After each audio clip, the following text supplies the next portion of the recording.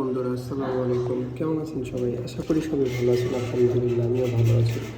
তো আজকে ছোট একটা ভিডিও দিব এই কবুতরটাকে নিয়ে।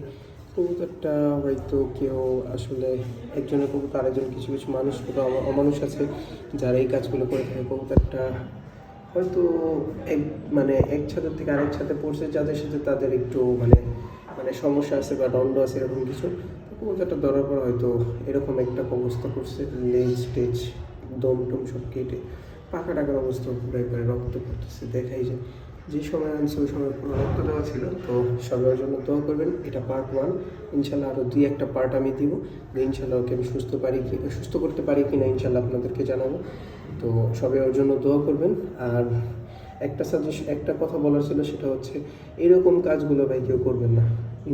নিজেদের একটা ঘাড় কেন কবুতরের উপর দিয়ে মিটাবেন? কেন একটা বোবা জানোয়ার একটা বোবা জানের উপর দিয়ে মিটাবেন? তো আমার দেখে খুব খারাপ লাগছে, তাই আমি এই কবুতরটা একটা মুরগির জবর দোকান থেকে কিনে নিয়ে আসছি। তো সবাই ওর জন্য দোয়া করবেন যেন ওকে আমি একটা নতুন জীবন দিতে পারি। হয়তো আমি ওই সময় না গেলে, এটা আল্লাহর ইউসিল্লাহ, আমি না গেলে হয়তো অন্য কেউ এটা নিয়ে জব করে ফেলতো। ওটা মুরগির মাংসের আর কি জবর দোকান। সো দেখতে পাচ্ছেন ওর অবস্থা পুরো খারাপ। এই সাইড ওই সাইডেও অবস্থা পুরো খারাপ। এই যে আমি একা, তো তাই এক হাত দিয়ে ভিডিও করছি আর দেখাচ্ছি।